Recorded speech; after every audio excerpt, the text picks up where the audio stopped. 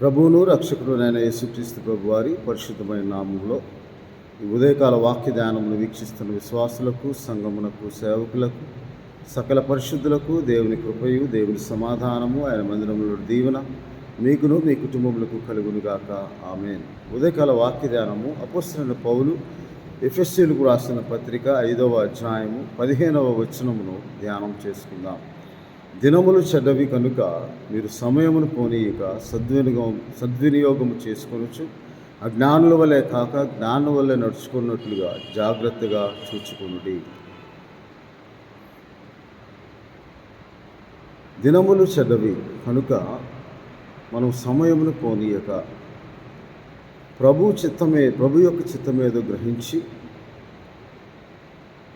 దేవుడు మన జీవితంలో అనుగ్రహించిన సమయమును ఆయనను స్తుతించుటకు, ఆయన నామమును ఆరాధించుటకు, ఆయన నామమును కొనియాడుటకు, ఆయన నామమును ధ్యానించుకుంటకు మనము దేవుడు మనకు అనుగ్రహించిన సమయమును వ్యర్థముగా నిరర్ధకం చేయక ఆయనకు మహిమ ఘనత ప్రభావం ఆరోపించుటకు మనం సమయమును పోనీయక సద్వినియోగపరచుకోవాలని ఆ సంఘమునకు అపోస్తలుడైన పౌలు రాస్తూ ఉన్నాడు. ఎందుకనగా ఆయన ప్రత్యక్షతలో మనం పాలివారమై ఉండాలని దేవుని వాక్యములో వ్రాయబడిన ప్రకారం ఆ సమయము అనగా అన్నిటికీ అంతము సమీపించి ఉన్నదని దేవుని వాక్యంలో వ్రాయబడి ఉన్నది. పేతురు రాసిన పత్రికలో అన్నిటికీ అంతము సమీపమై ఉన్నది. మొదటి పేతురు పత్రిక 4వ అధ్యాయము 7వ వచనంలో అయితే అన్నిటికీ అంతము సమీపమై ఉన్నది కాగా మీరు స్వస్థ బుద్ధి గలవారై ప్రార్థనలు చేయుటకు మెలకువగా ఉండండి. సమయము సద్వినియోగపరచుకోవటానికి మొట్టమొదటిగా మనం ప్రార్థించుటకు మెలకువగా ఉండాలి. మెలకువ అనగా మన ఆత్మ మేలుకొల్పు, ఆత్మీయ స్థితిలో, ఆత్మ విషయంలో దేవుణ్ణి స్తుతించినట్లుగా, దేవుణ్ణి ఆరాధించినట్లుగా కాలము సంపూర్ణమై ఉన్నది కనుక, అన్నిటికీ అంతము సమీపమై ఉన్నది కనుక స్వస్థ బుద్ధి కలవారమై, ఆత్మీయ స్వస్థత పొందిన వారమై మనము మెలకువగా ప్రార్థించి ఆ సమయమును సద్వినియోగపరచుకోవాలని దేవుని వాక్యంలో రాయబడి ఉంది. ఈ మెలకువగా ఉండే ప్రార్థన అనగా మనం దేవునికి ఎడతెగక చేయు ప్రార్థనయే ఉంది. ఎడతెగక మనం ప్రార్థించేవారుగా ఉండాలి. అనగా మెలకువగా ఉండటం అంటే దేవుడు అనుగ్రహించిన ప్రార్థనా సమయములను, ఆయన ఆరాధించడానికి దేవుడు అనుగ్రహించిన ప్రార్థనా సమయములను అది దేవుని చిత్తమును బట్టి మనకు అనుగ్రహించాడని, దేవుణ్ణి మనము పరిపూర్ణముగా, యథార్థముగా, మనపూర్వకముగా వేడుకొనుటకు ఆయన మనకు అనుగ్రహించే సమయమని, ప్రభువు రాకడ సమీపిస్తుంది కాబట్టి మన హృదయములను సిద్ధపరచుకోవటానికి, స్థిరపరచుకోవటానికి, మనం ఆయన మహిమా ప్రత్యక్షతలో పాలివారంగా ఉండటానికి మనం మెలకువగా ఉండి ప్రార్థన చేయాలని దేవుని వాక్యంలో రాయబడి ఉంది. అందుకే యాకోబు పత్రిక 5వ అధ్యాయము 8వ వచనం, ప్రభువు రాక సమీపించున్నది కనుక మీరును ఓపిక కలిగి ఉండుడి, మీ హృదయములను స్థిరపరచుకొనుడి అని దేవుని వాక్యంలో రాయబడి ఉన్నది. అలాగే స్వస్థ బుద్ధితో మనం ప్రార్థన చేయాలి అని దాని భావం ఏమనగా యాకోబు పత్రిక 4వ అధ్యాయము 8వ వచనంలో దేవుని యొద్దకు రండి, అప్పుడు ఆయన మీ యొద్దకు వచ్చును. పాపులారా మీ చేతులను శుభ్రం పరచుకుని, ద్విమనస్కులారా మీ హృదయమును పరిశుద్ధపరచుకోండి అని దేవుని వాక్యంలో రాయాలి. మన 2 తలంపుల మీద, 2 ఆలోచనల మీద, లోకమును అలాగే పరలోకమును రెండింటిని బట్టి మనము లోకరీతిగా నడుచుకుంటున్నాం. పరలోక విషయంలో దేవుని ప్రార్థిస్తున్నాం. కానీ ఒక దాసుడు 2 యజమానులకు దాసుడిగా ఉండలేదు. కాబట్టి మనము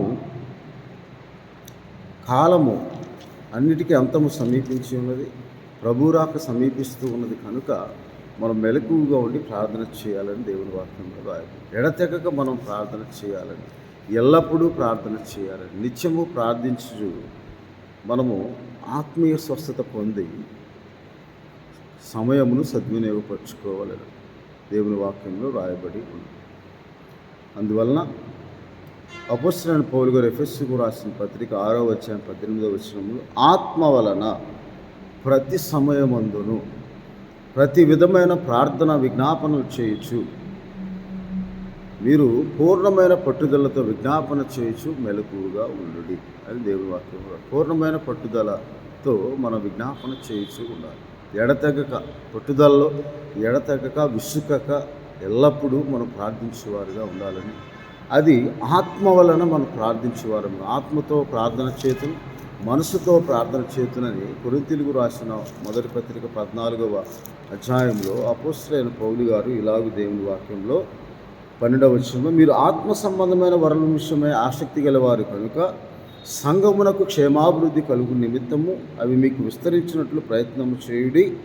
అలాగే 15వ వచనంలో, కాబట్టి ఆత్మతో ప్రార్థన చేతును, మనసుతో ప్రార్థన చేతును, ఆత్మతో పాడుదును, మనసుతో పాడుదును అంటున్నాడు. ఆత్మ వలన ప్రతి సమయమందు మనం స్వస్థబుద్ధి గలవారమై మనము ఆత్మకు శరీరముకు కలిగిన కల్మషం నుండి మనం పవిత్రులుగా చేసుకొని ప్రార్థనాపూర్వకముగా పట్టుదలతో, పూర్ణమైన పట్టుదలతో మనం విజ్ఞాపన చేయొచ్చు, మెలకువగా ఉండాలని దేవుని వాక్యంలో రాయబడి ఉన్నది. అటువంటి ప్రార్థన, అటువంటి సిద్ధపాటు దేవుడు మనకు అటువంటి సమయం, ఎందుకనగా రాబో కాలంలో దేవుని వాక్యం కరువైపోతుంది.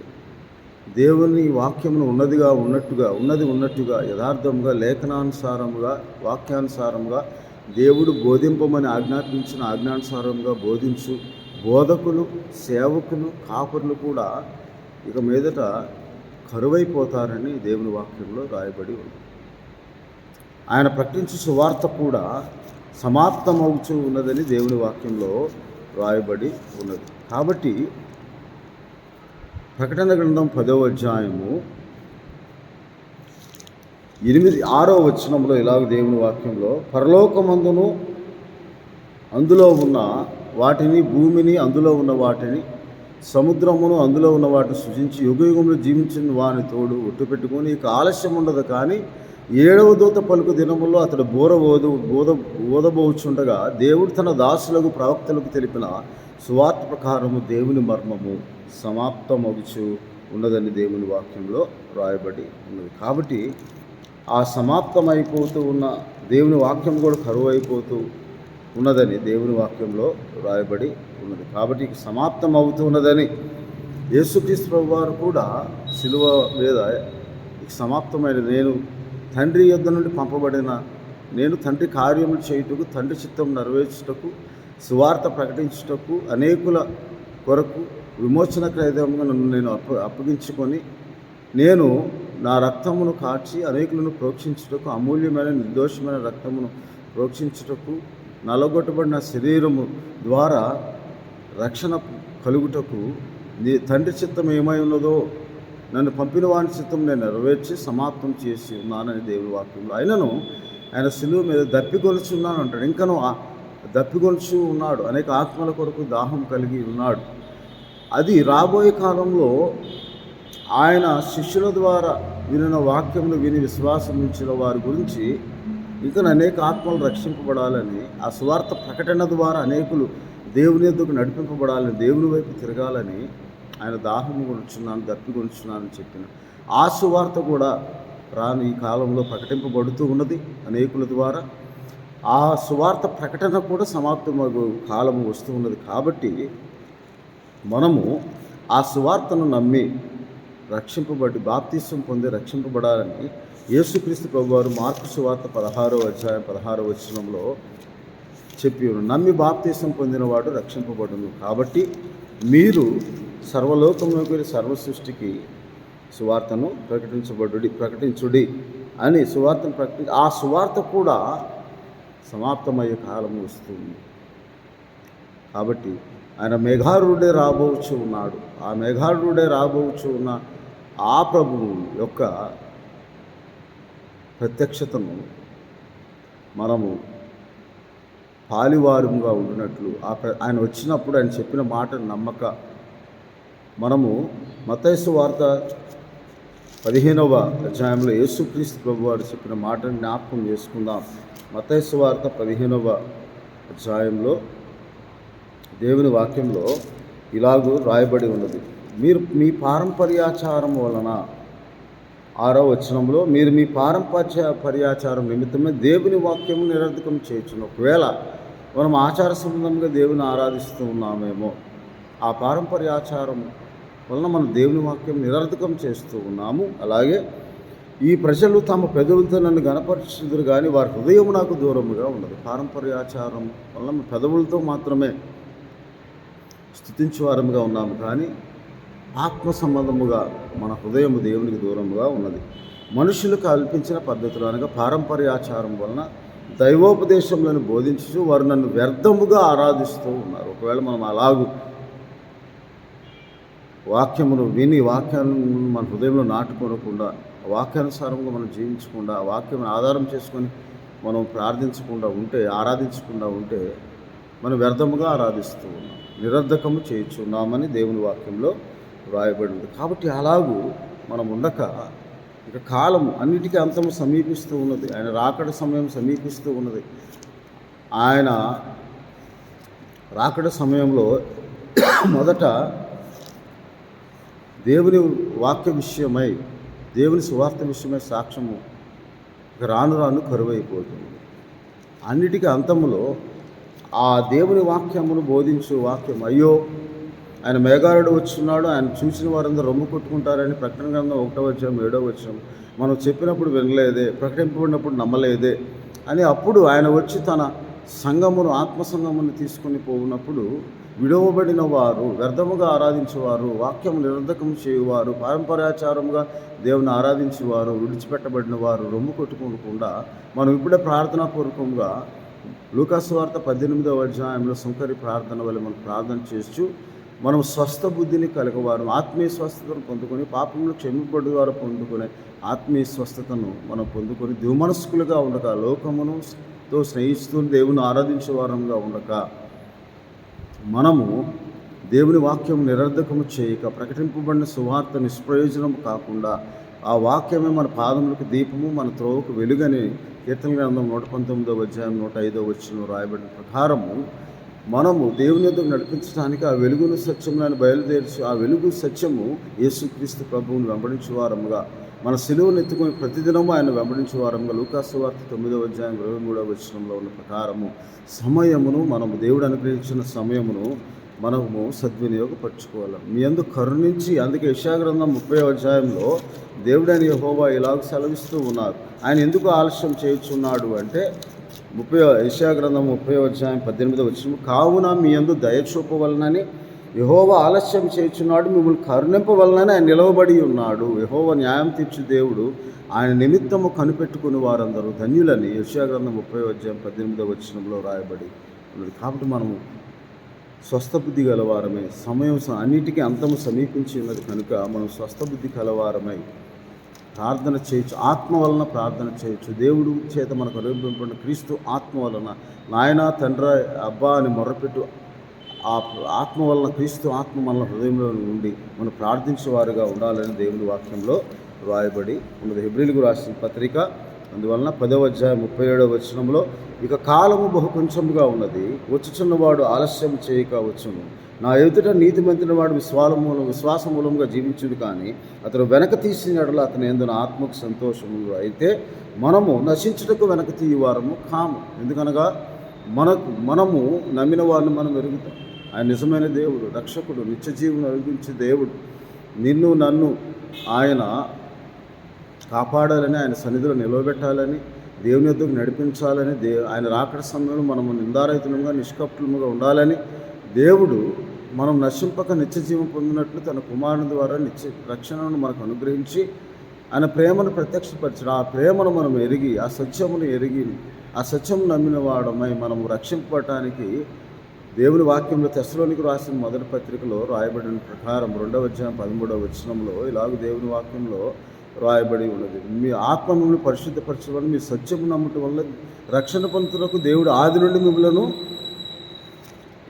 నియమించి ఉన్నాడని, ఏర్పరచుకొని ఉన్నాడని దేవుని వాక్యంలో రాయబడిన ప్రకారం మనము కూడా ప్రభు వల్ల ప్రేమింపబడిన సహోదరులారా అని సంబోధిస్తూ ఉంటాడు. కాబట్టి మనము తెస్సలోనికి రాసిన 2వ తెస్సలోనికి రాసిన పత్రిక 2వ అధ్యాయం 13వ వచనం, ఆత్మ మనం పరిశుద్ధపరిచినట్లుగా పరిశుద్ధాత్మ దేవుని మన హృదయంలోకి ఆహ్వానించి మనము అన్నిటికీ అంతము సమీపమై ఉన్నది కాబట్టి సమయమును సద్వినియోగపరచుకోవచ్చు, ఆత్మ వల్ల ప్రార్థన చేయొచ్చు, మెలకుగా ఉండే ప్రార్థన, సిద్ధపడే ప్రార్థన మనం కలిగి ఉండాలని దేవుని వాక్యంలో రాయబడి ఉంది. కాబట్టి అలాగూ మనం సిద్ధపరచుకోవడానికి దేవుడు అనుగ్రహించిన సమయమును మనం సద్వినియోగపరచు. దినములు చెడ్డవి కనుక బుద్ధిమంతుడు ఊరకుండును కనుక బుద్ధిమంతుల వలె యేసుక్రీస్తు నామమున విశ్వాసం ఇచ్చిన వారు మనము ప్రార్థన ద్వారా ఎడతెగక ప్రార్థిస్తూ, ఎల్లప్పుడూ ప్రార్థిస్తూ, విసుకక ప్రార్థిస్తూ, నిత్యము ప్రార్థిస్తూ, హృదయపూర్వకముగా మనపూర్వకంగా ఆయన వేడుకొనొచ్చు మన ఆత్మను సిద్ధపరచుకొని ఆయన మన కొరకు సిద్ధపరిచిన స్థలంలో మనం ఉండులాగున ఆయన మరలా వచ్చినప్పుడు మనల్ని ఆయనతో కూడా తీసుకొని పోనట్లు మనము సిద్ధపడాలని ఉదయకాల సమయంలో దేవుడు మనతో మాట్లాడుతూ ఉన్నాడు. అట్టి వాక్యమును మనము గ్రహించి, గమనించి, హత్తుకొని జీవించి ఆయన రాకొడుకు సిద్ధపడాలని, అలాగూ మన సమయమును మనం సద్వినియోగపరచుకోవాలని దేవుడి వాక్యము దేవుడు మనతో అట్టి సద్వినియోగపరచుకున్న ఆత్మ నడిపింపును దేవుడు మనందరికీ దయచేయునుగాక.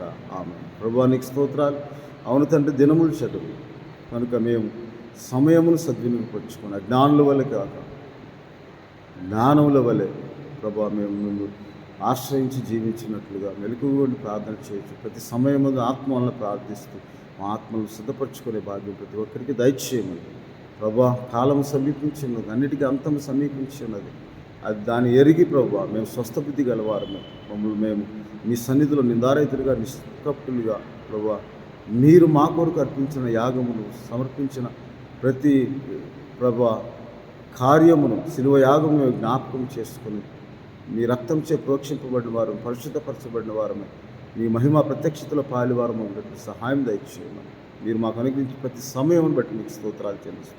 ఆరాధన సమయం బట్టి, ప్రార్థన సమయం బట్టి, మీ అనుకూల సమయం బట్టి, మీ చిత్తమును బట్టి జరిగిన సమస్త కార్యం బట్టి మీకు స్తుతులు స్తోత్రాలు చెల్లిస్తూ మా ప్రభువును రక్షకుడైన యేసుక్రీస్తు వారి పరిశుద్ధమైన నామమున ప్రార్థన చేయించున్నాం తండ్రి. ఆమేన్. మన తండ్రి అయిన దేవుని ప్రేమ, ప్రభువును రక్షకుడైన యేసుక్రీస్తు వారి కృప, పరిశుద్ధాత్మని ఆదరణ, ఆత్మ వల్ల ప్రతి సమయం ఉంది ప్రార్థన విజ్ఞాపనలు చేయొచ్చు, మెలకువగా ఉండి ప్రార్థించే ప్రార్థన సమయంలో దేవుడు మీకు అనుగ్రహించి మనము స్వస్థబుద్ధి గలవారమే, ప్రభువు నామమును స్తుతించి గణపరచేవారము ఉన్నట్లు పరిశుద్ధాత్మ దేవుడు సహాయం చేసి మనల్ని ఆశీర్వదించునుగాక.